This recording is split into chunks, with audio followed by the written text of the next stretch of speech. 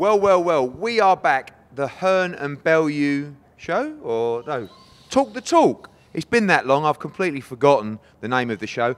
I have no script. I have no idea what we're going to talk about. You've been working since about 9 o'clock from DAZN. Yep. Derek Boychazora is calling you on the phone as we go. We won't get him on the show, but welcome, Tony. A new era for us on DAZN. Yeah. Big change, lots of excitement. A new gig for you as presenter, as commentator, and something else you were doing up on the bus there. But firstly, you, knowing me as well as you do, saw me this morning and looked at those panda eyes and said, what's happened, mate? And I said, Conor Ben's tested positive for COVID. And you were like, the first thing you said was, lucky you stacked the card. And the second thing you said was, don't worry, let's crack on. It's going to be a great night. So unfortunately, a sign of the times. We move on, but ready for a great night to kick off fight camp on Saturday. Of course. And, you know, as I said to you this morning, the card was so stacked. For me, I thought, you've got 3 headline events in one night. It's obviously costing you a fortune. But, you know, money goes to money, as it does. And you've done all right. So, you listen, you've bounced back. You took an hour. You're on it. You've just got to think to yourself, Zhu Khan, Lee Wood, a British fighter getting a world title opportunity. Can punch, is fighting an extremely inactive world champion. All of it's in his favour. And then after that, we've got all the domestic honours in one fight. Tommy McCarthy, Chris Billum-Smith. One's a puncher, the other's a nice tidy boxer.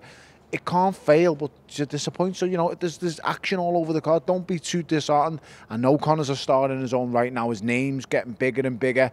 But ultimately, I think this will just whet people's appetite a little bit more for him. Well, let's talk about those 3 fights that we talked about. I mean, firstly, one of the good things to come out of this was Yildirim against Cullen was going to actually sit on the social media broadcast before even the main broadcast.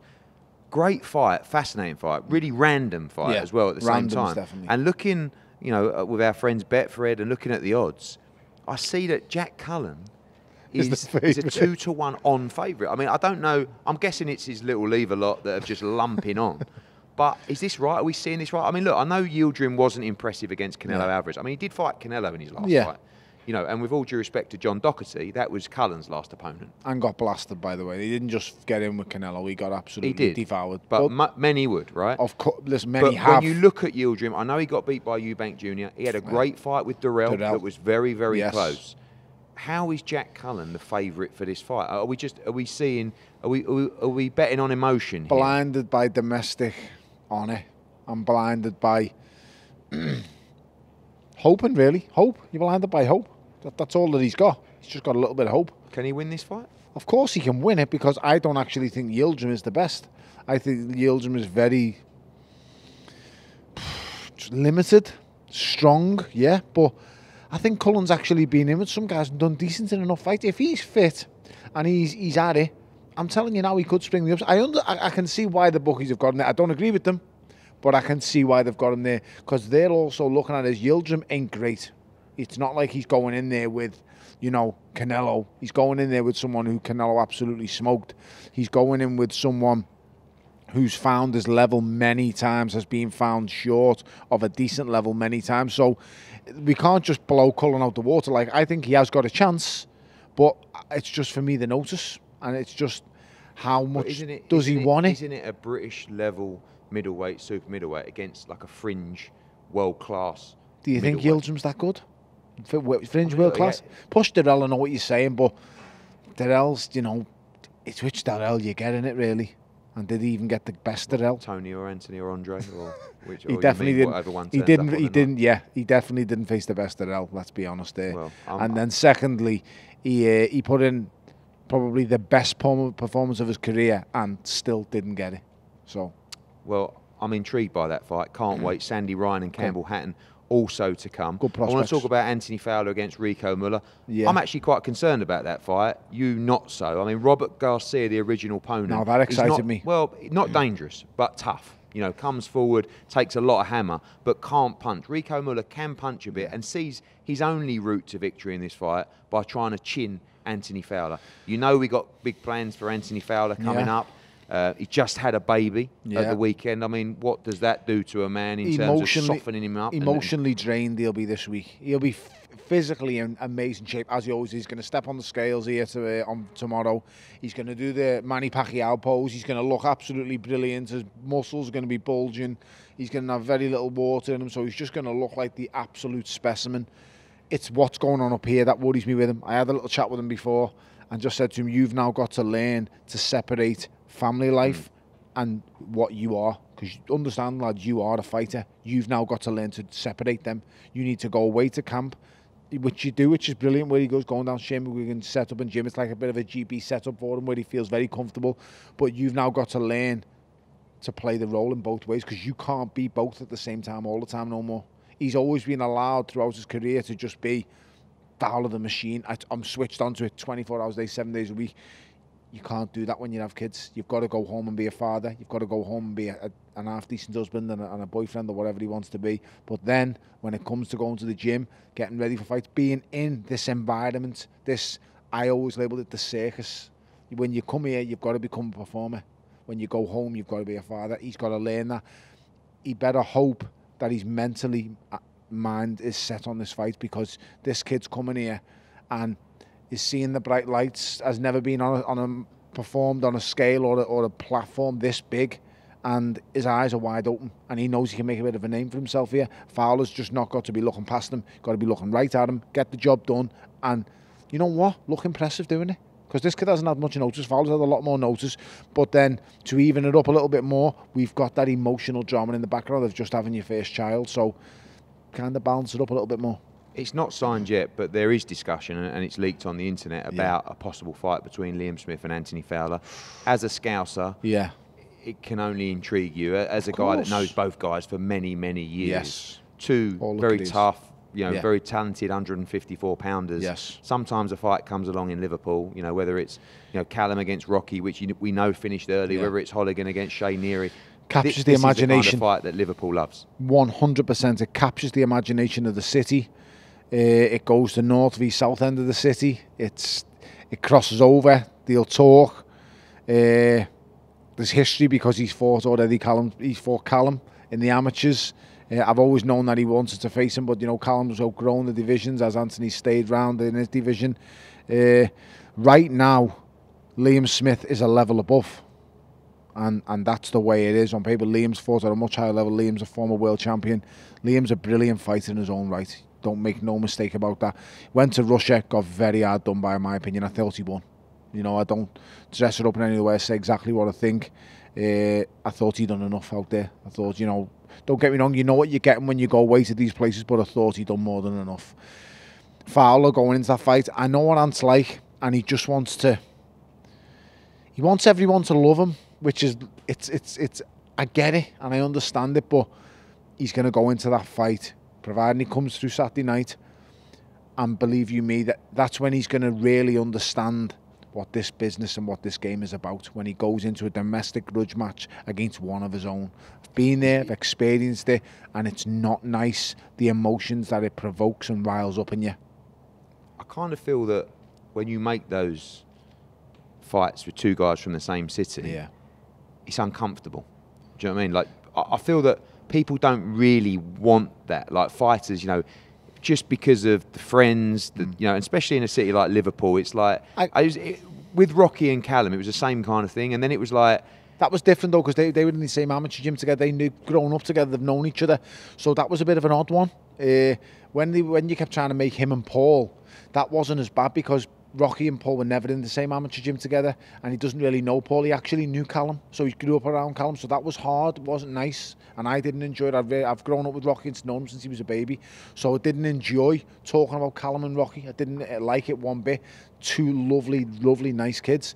With Anthony Fowler and Liam Smith, two Scousers who will openly talk and say it, from different ends of the city, so they've not been at each other. This has never been even thought about. If it was Callum and Fowler, I'd say this could get a bit, because there's history there, even if it was just an amateur fight. But with Liam and Ant, it's not, because Liam's been at the top. Liam's been there. He's been a world champion. He's been a brilliant fighter. And with Fowler, he's on the ascendancy and going up, and he's getting better as he's going. So this has never been thought about.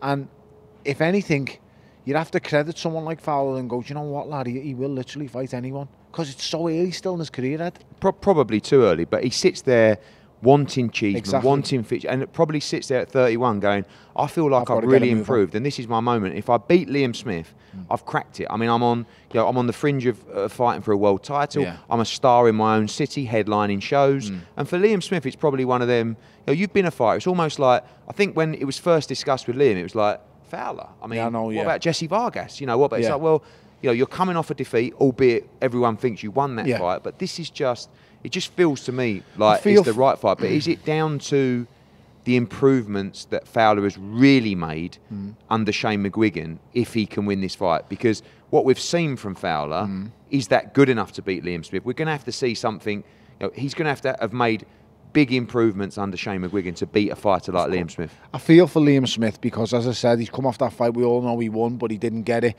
And then you look at someone like Fowler, he's actually a victim of his own success because he's shown improvements in the last couple of fights and he's doing well. He's blasting people out there. He's shown a bit more patience. But ultimately, Ant is a fighter who, he is what he is, Ed. He in brilliant fights. He loves to just have a fight. And when someone nails him back, he's going to revert to type. And that's what actually fans will love about him. I've always said this. And even before he turned pro, he's literally a scout or Choro Gatti.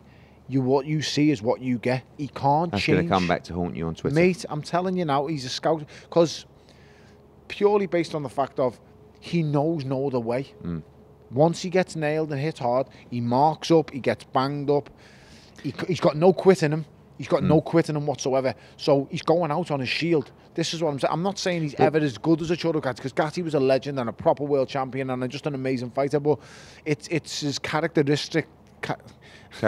It's his characteristics that make him similar to him. I've said this about numerous fights around the world. That's what matches him up to him. That's why I use that name. That's why I give him that kind of thing, because he's going to just get stuck in.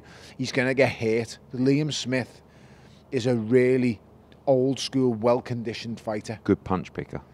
I mean, we go back to the Egginton fight, which was basically a mismatch. A different level. And I said this, as soon as the fight got made, Liam will make a fool of Egginton. Everyone wants to label him as an inside fighter who just gets his head down and gets stuck in. He's very clever. On the inside, on the outside, he's only ever been completely outclassed once in his life. So does Fowler, all being well on Saturday, and if that fight gets made, does he need to just... He has no choice but to fight it out with him? Yes. Is that how he... I mean, 100%. He's not going to win off the jab. He has to make size. Has to use his size and his strength advantages. I think he's obviously the younger. Strength and durability, I'm not sure if there are... Strength will be on his side. He'll be the stronger one, I think. Career light middleweight. Big, a lump at the weight. He's going to take some shifting, he really is. But then again, it's the levels that they've fought at. Liam's been at such high levels. Don't get me wrong, if I was managing someone like Fowler, I'd have gone 12 more months, lad. That Munguia fight shows you where Liam's at the minute.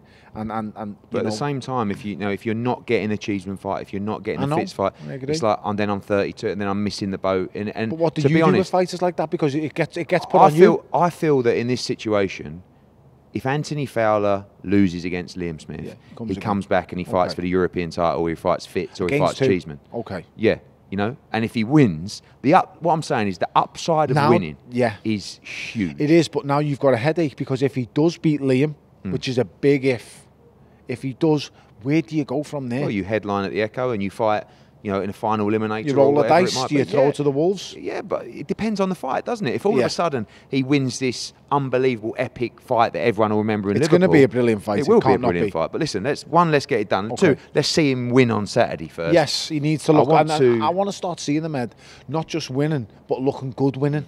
Because it's an old cliche in boxing, you've got, winning's not enough sometimes, you've got to look good and do it. The top fighters understand and get that. The likes of your AJs, the likes of your Katie Taylors. These top-level elite fighters, they get it, where they've gone just scraping by on points and coming out and being made up isn't enough. They want to go out and they want to shine. They want to steal the show. With saying that, on Saturday night, who's going to steal the show here? Because there's a show here to be stole. Stealth, steal, whatever the fuck. But there's a show here to be stole. And I just can't see past Tommy McCarthy and Chris Billum-Smith. That was the next one I was coming on to. Providing an absolute cracker. I keep telling Tommy, don't you dare switch off, because you will never forgive yourself. You lose this I go back to, you know, talking about the bookmakers, and I see Chris Billum-Smith as a strong favourite in that fight. Is he? Yes. Okay. Not the way you see it? No, I definitely don't see him as a strong favourite. I think I understand why he'd be the favourite going in. Is it the Riakporhe fight? Is that what, you know, people see? Hangs over both of them. The same man hangs over both of them, and he is a dangerous fighter, to be fair. Riakporhe, big, strong lump of a man. Yeah, he's a strong boy, him. We saw against Ivan Dukar last time out. Billum-Smith just after 4 or 5 rounds just look a little bit robotic. Yeah. Vulnerable. Is that what Tommy McCarthy... I mean, is he going to be dangerous early, Billum-Smith? I mean, people talk about... I said to you earlier about... I think it might have been Shane McGuigan. I said, you know, a lot of people are saying 6 to 9 rounds. He said, it could be earlier. You know, and I get that's but what. Do you see Tommy engaging in those early rounds? I do see him engaging, because he's riled up a little bit by Billum-Smith. But I also see the flip side of it and think Billum-Smith switches off in fights when it's easy. So against the car that I seen him, he looked vulnerable at times. He switched off, but he's fought to the level of his opponent. So that for me shows me that his concentration levels are his biggest problem in a boxing ring. His ability to stay switched on and to remain focused for 12 rounds. The only thing that I'd say, and this is why he's the favourite going into the fight, is Tommy's not down as a renowned puncher. And that's why Chris Billum-Smith can afford to switch off at certain times, because he's got that punch in the background. Tommy McCarthy hasn't and cannot afford to switch off in this fight. If Tommy stays switched on for the 12 rounds, I edge towards Tommy. But if he switches off and allows himself to get caught by a silly left hook or a counter right hand, trust me, he's going to get hit. Because Billum-Smith can definitely punch. That is the little balancing act that it's on this fight. I understand 100% why Chris Billum-Smith's the favourite. He's not a resoundingly big favourite in my opinion, but he's someone who, he has that punch, mate. And that's what makes him... It's kind of hard to read as an individual, isn't he? Like, very nice guy. I mean, he's called the Gentleman, but you don't really get a lot out of him. You know, you sometimes wonder... Is it you're very confident? Is it that you lack confidence? You know, I mean, he has no real exceptional standout amateur achievements. No. He's a grafter. He's fought. He's taken all challenges. He's kind of worked his way to his opportunity. And also great to see a fight for the British, Commonwealth and European titles. I mean, it's an old school domestic fight. It's the proper way to do it, in my opinion. It should never be overlooked, and it should be done by all top prospects who want to be brilliant world champions. If you want to be a world champion and stay a world champion, that, in my opinion, is the route you should take. That's where you find out how good you are. Because when you're winning a British, a Commonwealth, a European title, you're beating certain levels of fighters at each step of the way. And if you can consistently beat them, that's what prepares you to be a world champion, and not just be a flash in the pan overnight world champion, to make defences, to go and fight elite level fights, to fight guys who have won weights at various other, you know, divisions. So that's what you've got to do. For Billum-Smith, I don't want to say it's his personality or his attitude, because it's not, because, you know, he's just someone, Ed, who's reserved. I feel like he might be a bit of an educated kid and just doesn't come out of himself enough. That's not always a great sign in boxing, is it? It's not, but I suppose it's different. And being an educated kid who's got his head screwed on, I think it gives him an opportunity to sit back sometimes, because as fighters, someone like me, I was just so emotionally involved and I just wanted to kill the world. So when I was in this circus, I wanted to just smash everyone, every single person around me. I just wanted to kill. For someone like him, he's quite reserved. He's a thinker, and you see him sitting there today, and he's just a weirdy little smile on his face. He was watching, then Tommy leans over and does this to him while he's talking, and he's not even bothered. He's not even like, if the fighter would have leaned over at me and went like that while I'm talking, I can imagine. I'd go, what are you looking at? Are you looking at, you prick? I'll punch fuck out of you in a minute. That's what my response. Get some beeps over that. Beep, beep, beep, beep, beep. Doesn't matter. Touch that if you don't like it. So... that is one thing in this new broadcast deal that I'm not saying that DAZN are going to recommend we swear a lot, but I don't think you'll see as many apologies. You know, we better not see one. Just within a boxing environment, what do people want? Yes, sir. Please punch him in the face. Yes, sir. You can slap him on the bottom as well. It's boxing. You're here. People are going to get fucking punched in the face. A swear word is not going to make a blind bit of difference to anyone watching. People are fighting with broken noses, fucked hands, cuts over their eyes, More beats. and you're bothered about a fucking swear word. Get a grip of yourself. Go and speak to Ofcom, if that's who it is who you want to speak to. Complain about it, and while you're at it, kiss my fluffy ass. We'll obviously have to see if we include that bit. But a good fight, and we go on to the main event. I was sitting up there with Zucan and Lee Wood. And again, going back to Chris Billham-Smith, Lee Wood seems quite unfazed at the moment. Is that because he's confident or actually doesn't quite realise what he's about to face on Saturday? He's never boxed, he boxed Jazza, right? I know he's your guy. It was a good fight. Jazza won the fight well. But is he, say, away with affairs? Is it, he's now headlining. He's got a chance to become world champion. He's a chance to make history. I know we all get emotionally involved. Oh, Britt could win the world title. Here's good. But can he do it? Because the only way he can do it is by knocking him out. Of course. Let's be honest. He's not going to win rounds against Zucan. Do you want me to explain to you how it is with Lee Wood? Lee Wood, for all of his career, has been in a stable where it's basically a production line. You just come in here, you're on a conveyor belt, no one really cares about you. We just put you on the conveyor belt, we hope for the best. He never gets really the attention that he deserves. He never gets the thoughts and the process and the planning that a fighter should have. Every fighter should be treated individually. Every fight should be looked after. Professional boxing is not a team game. He's been treated like he's just a player in a team or part of a squad for all his career. He's now got to a point in his life where he's got a new team. He feels like a champion. He feels like an individual who's being looked after, all eyes are on him. People are actually putting a lot of attention and effort into him and giving him now the best chance to become the best he can be. And he said that before to me. He said, I just thought I'd been there that many years at the Ingle stable. It was just normal to me. I didn't know anything else. It's only when I've come away from that stable and that environment that I've thought, wow, I mean, I was just used to going in the gym and tapping a bag with my mates and going up and down the lines and doing whatever. He's now been at all the focus put on him. He's got a good trainer in Ben Davidson who's showing him new things, teaching. And I'm not saying you're going to turn him into Muhammad Ali overnight. I'm not saying that at all. With regards to Ben Davidson, who I'm a big admirer, I think he talks fantastic. Very new to the game. I know he's been around boxing for a while. Has been around quite a long while, to be fair.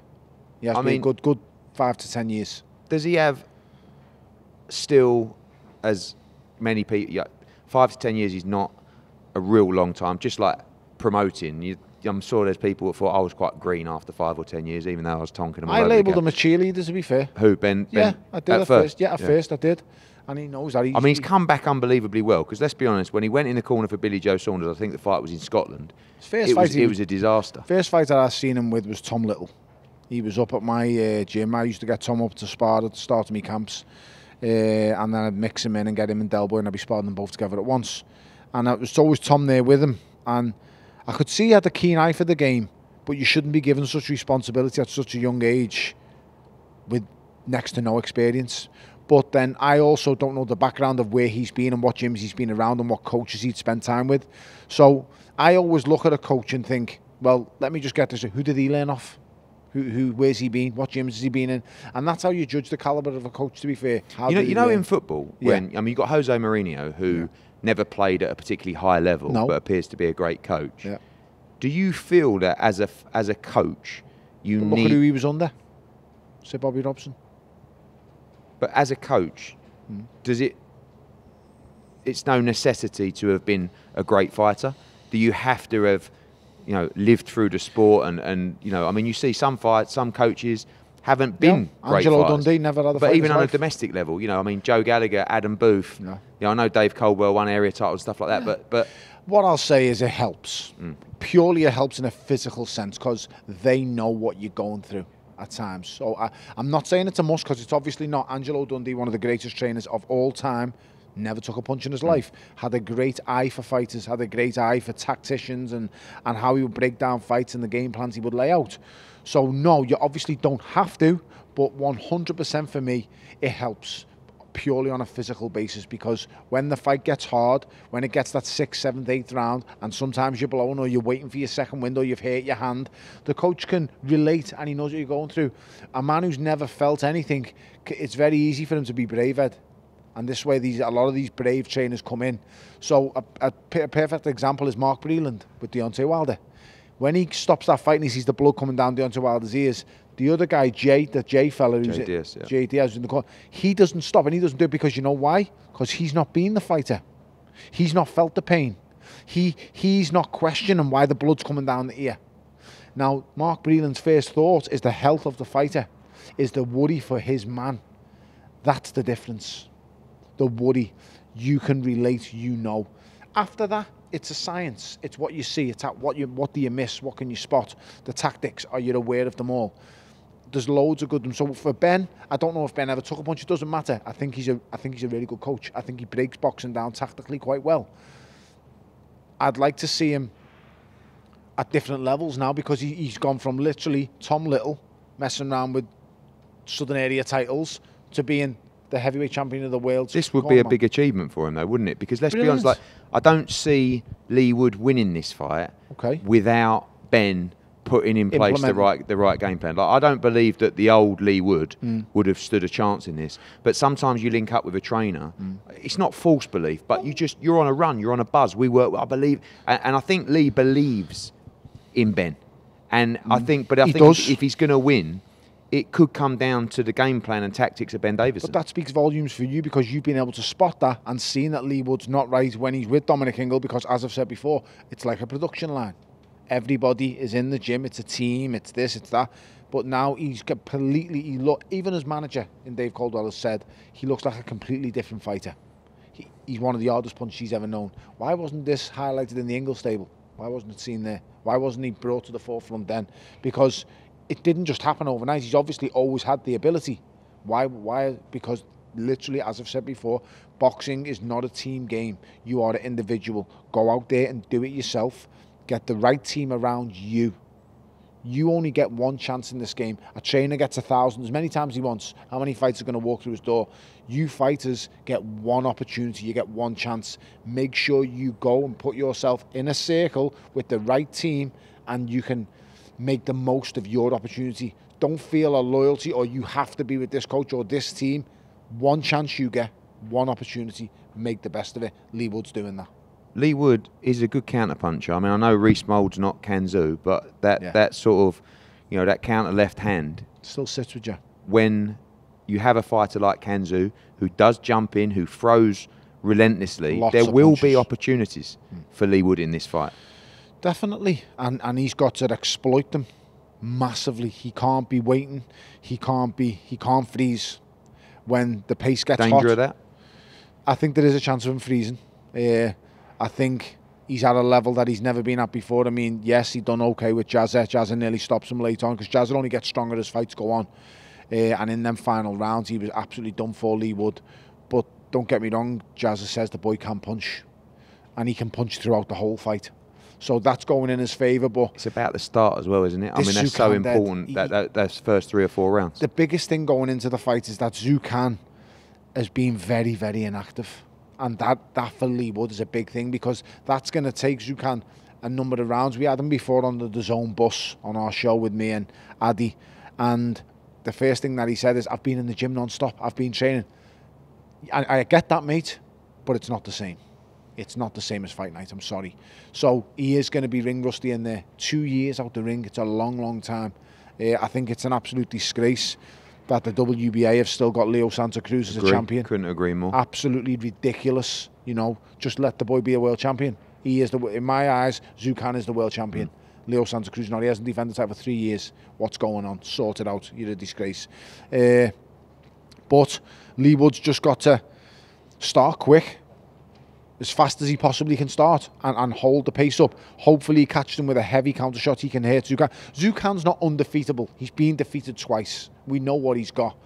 For Lee Wood, he's got to put doubt in Zhu Khan's mind immediately from the off. He's got to try and drag him back to them defeats and how he was feeling after 7 and 8 rounds in them defeats. He's got to make him feel that in the first 3 or 4. He's got to put doubt in his mind. You can only do that by pounding on someone early doors. If you let Zhu Khan come into the fight relaxed, cool and calm, let him get his work rate off, let him get his timing, you failed, you're going to lose. You've got to come in, unsettle him, unnerve him, make it a bit rough, make it a bit heavy, and then look to bang him up with something.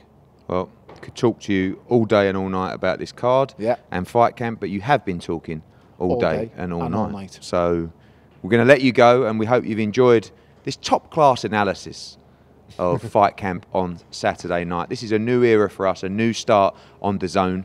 We're here to deliver a platform for fight fans with unrivaled value for money and a non-stop night of action from start to finish. I hope you enjoy. We'll see you next time for Hearn and Bellew Talk the Talk.